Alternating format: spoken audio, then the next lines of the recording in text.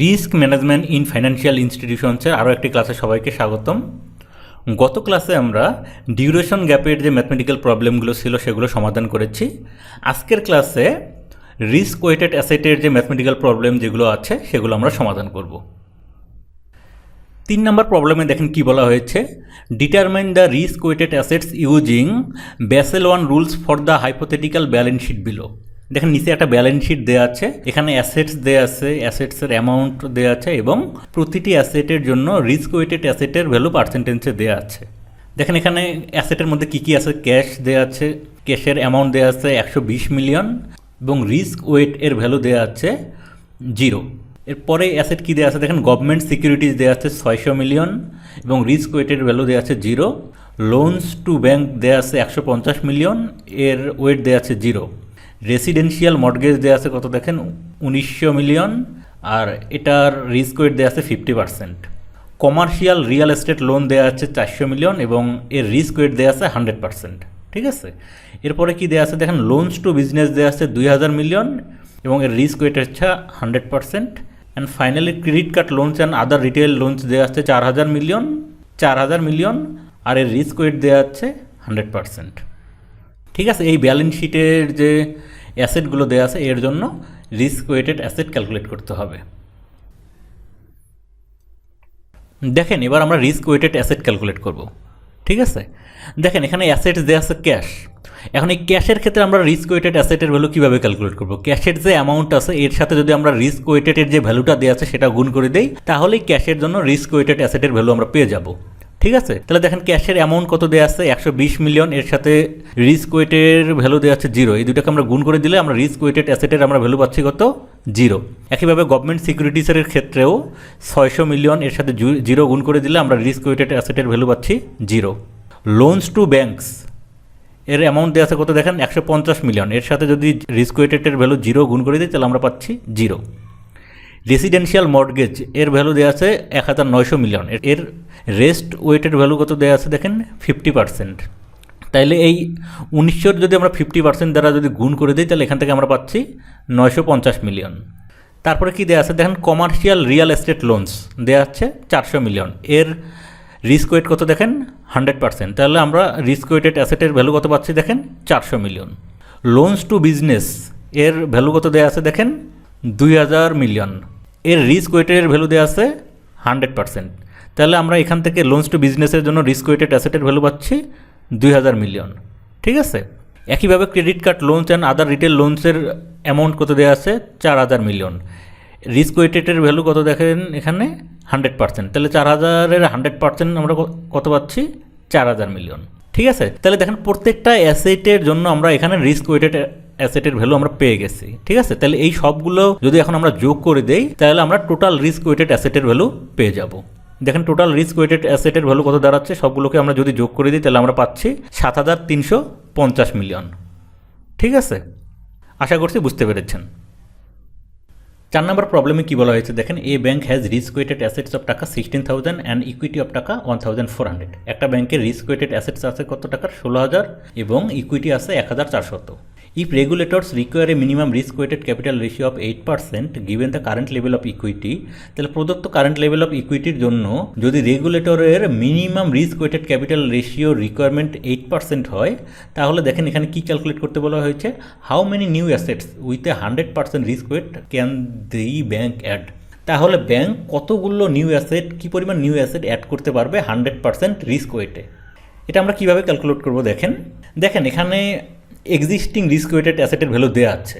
এখন আমরা যদি মিনিমাম ওয়েটেড ক্যাপিটাল রেশিওর জন্য রিস্ক ওয়েটেড অ্যাসেটের ভ্যালু ক্যালকুলেট করতে পারি তাহলে সেই রিস্ক ওয়েটেড অ্যাসেট থেকে এক্সিস্টিং রিস্ক ওয়েটেড অ্যাসেটের ভ্যালু বিয়োগ করে দিলেই আমরা ব্যাংক কী পরিমাণ নিউ অ্যাসেট অ্যাড করতে পারবে সেটা পেয়ে যাব। দেখেন এখানে একটা ফর্মুলা দেওয়া আছে, capital ratio equal to equity divided by risk weighted asset. তাহলে এখান থেকে আমরা রিস্ক ওয়েটেড অ্যাসেট ক্যালকুলেট করতে পারবো। দেখেন risk weighted assets equal to equity divided by এই ক্যাপিটাল রেশিওটাকে এই পাশে নিয়ে আসলাম, রিস্ক ওয়েটেড অ্যাসেটটাকে এই পাশে নিয়ে গেলাম। ঠিক আছে, এখন দেখেন ইকুইটির ভ্যালু দেওয়া আছে 1400, এটা বসিয়ে দিলাম, ডিভাইড বাই ক্যাপিটাল রেশিওর ভ্যালু কত দেওয়া আছে 8%, এটাকে দশমিকে নিয়ে গেলে আসে 0.08। এই দুটাকে যদি আমরা ভাগ করে দিই তাহলে এখান থেকে পেয়ে যাচ্ছি কত 17,500। তাহলে রিস্ক ওয়েটেড অ্যাসেটসের ভ্যালু আমরা পেয়ে যাচ্ছি 17,500। এই যে কারেন্ট যে রিস্ক ওয়েটেড অ্যাসেট, এখান থেকে যদি আমরা এক্সিস্টিং রিস্ক ওয়েটেড অ্যাসেট বিয়োগ করে দিই তাহলে ব্যাংক কী পরিমাণ নিউ অ্যাসেট অ্যাড করবে সেটা পেয়ে যাব। এটা এখানে করা হয়েছে, দেখেন new assets with 100% risk weight they can add equal to, দেখেন current risk weight asset 17,500 minus existing risk weighted asset হচ্ছে 16,000, তাহলে আমরা পাচ্ছি 1,500। এই পরিমাণ অ্যাসেট ব্যাংক 100% রিস্ক ওয়েটে অ্যাড করতে পারবে। আশা করছি বুঝতে পেরেছেন। 5 নম্বর প্রবলেমে কি বলা হয়েছে দেখেন, a bank has risk weighted assets of taka 17,500 and equity of টাকা 1,250। অর্থাৎ একটা ব্যাংকের রিস্ক ওয়েটেড অ্যাসেট আছে 17,500 টাকা এবং ইকুইটি হচ্ছে 1,250 টাকা। If regulators require a minimum risk weighted capital ratio of 5% given the current level of equity.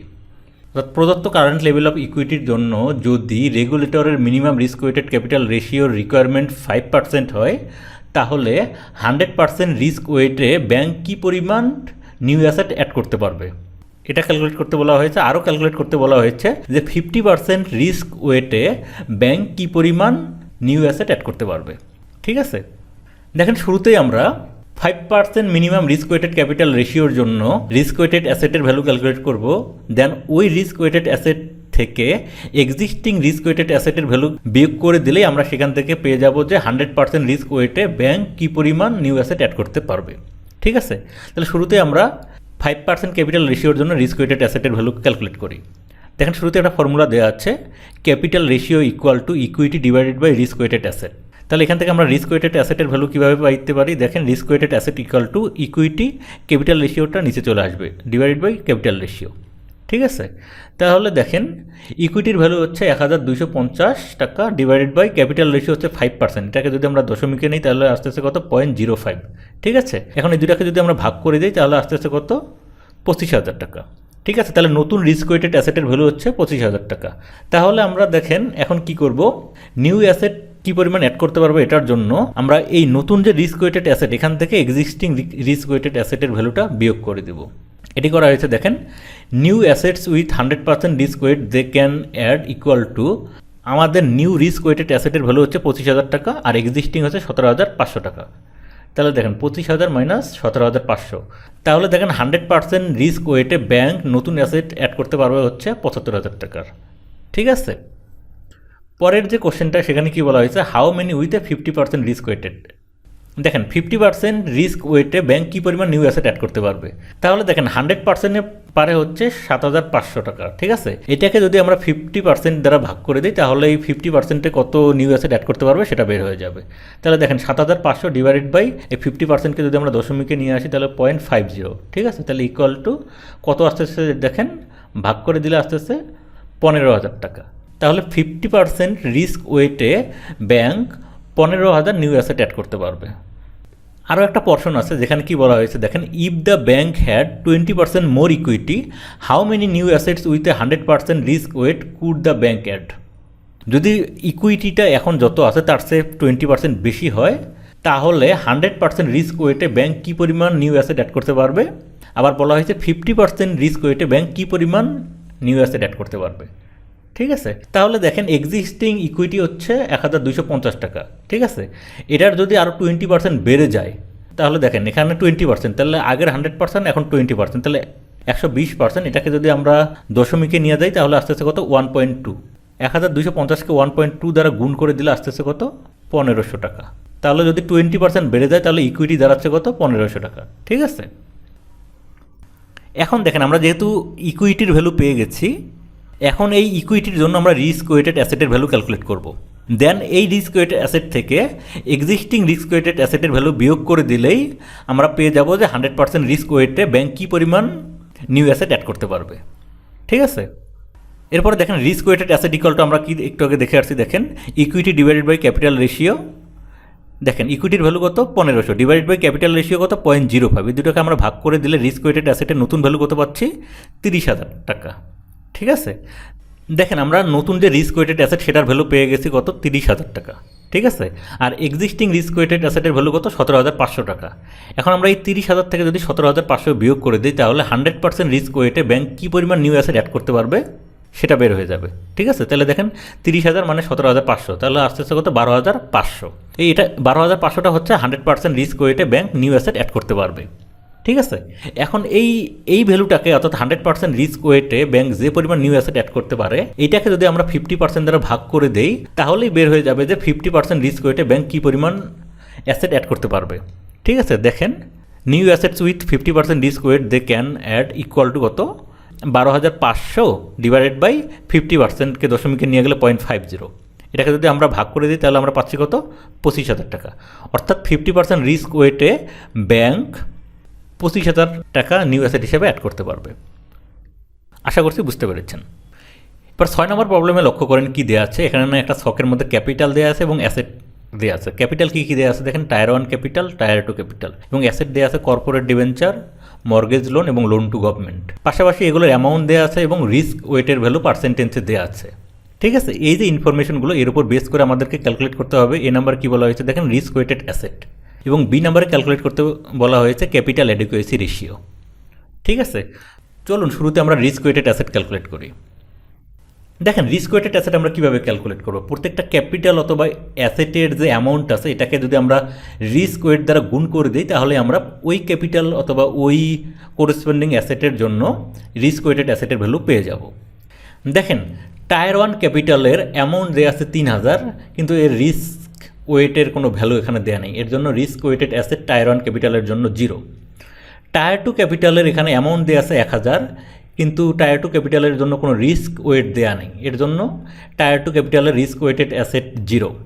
Corporate ডিবেঞ্চারের অ্যামাউন্ট দেওয়া আছে 9,000 এবং রিস্ক ওয়েট দেওয়া আছে 90%। এখন যদি আমরা এই অ্যামাউন্টকে 90% দ্বারা গুণ করে দিই তাহলে আমরা কর্পোরেট ডিবেঞ্চারের রিস্ক ওয়েটেড অ্যাসেট পাচ্ছি কত, 8,100। এরপর মর্গেজ লোন, এর অ্যামাউন্ট দেওয়া আছে 45,000 এবং এর রিস্ক ওয়েট দেওয়া আছে 75%। এখন এই 45,000কে যদি আমরা 75% দ্বারা গুণ করে দিই তাহলে রিস্ক ওয়েটেড অ্যাসেট মর্গেজ লোনের জন্য আমরা পাচ্ছি 33,750। লোন টু গভর্নমেন্টের অ্যামাউন্ট দেওয়া আছে 4,000, কিন্তু এর রিস্ক ওয়েট দেওয়া আছে 0। তাহলে এই দুটোকে আমরা যদি গুণ করে দিই তাহলে আমরা পাচ্ছি 0। ঠিক আছে, তাহলে এই সবগুলো রিস্ক ওয়েটেড অ্যাসেট যদি আমরা যোগ করে দিই তাহলে আমরা টোটাল রিস্ক ওয়েটেড অ্যাসেটের ভ্যালু পেয়ে যাচ্ছি কত দেখেন, 41,850। ঠিক আছে, দেখেন আমরা টোটাল রিস্ক ওয়েটেড অ্যাসেটের ভ্যালু পেয়ে গেছি। এবার আমরা ক্যাপিটাল অ্যাডিকুয়েসি রেশিওর ভ্যালু ক্যালকুলেট করব। এখন ক্যাপিটাল অ্যাডিকুয়েসি রেশিও কীভাবে ক্যালকুলেট করব, দেখেন টোটাল যে ক্যাপিটাল আছে এটাকে যদি রিস্ক ওয়েটেড অ্যাসেট দ্বারা ভাগ করে দেওয়া হয় এখান থেকে আমরা ক্যাপিটাল অ্যাডিকুয়েসি রেশিও পেয়ে যাব। দেখেন এখানে কি করা হয়েছে, টায়ার 1 ক্যাপিটাল প্লাস টায়ার 2 ক্যাপিটালকে রিস্ক ওয়েটেড অ্যাসেট দ্বারা ভাগ করে দেওয়া হয়েছে। তাহলে দেখেন টায়ার 1 ক্যাপিটালের ভ্যালু কত, 3,000 এবং টায়ার 2 ক্যাপিটালের ভ্যালু হচ্ছে 1,000। ঠিক আছে, এই দুটাকে যোগ করে দিলে আস্তে আস্তে কত, 4,000। 4,000কে যদি 41,850 দ্বারা ভাগ করে দেওয়া হয় এখান থেকে ক্যাপিটাল অ্যাডিকুয়েসি রেশিওর ভ্যালু আসতে আসছে 0.1। ঠিক আছে, এখন ক্যাপিটাল অ্যাডিকুয়েসি রেশিও দ্বারা সাধারণত বোঝায় কোনো একটা ব্যাংকের মিনিমাম কি পরিমাণ ক্যাপিটাল রাখা প্রয়োজন। ঠিক আছে, তাহলে এখান থেকে বোঝা যাচ্ছে যে এই ব্যাংকের মিনিমাম 0.1 অথবা এটাকে যদি পার্সেন্টেজে কনভার্ট করা হয় তাহলে 10% মিনিমাম ক্যাপিটাল রাখতে হবে। ঠিক আছে, আশা করছি বুঝতে পেরেছেন। ভিউয়ার্স, আজকের ক্লাস যদি আপনাদের ভালো লেগে থাকে অবশ্যই লাইক করবেন, শেয়ার করবেন এবং যারা সাবস্ক্রাইব করেননি প্লিজ সাবস্ক্রাইব করবেন। Thank you.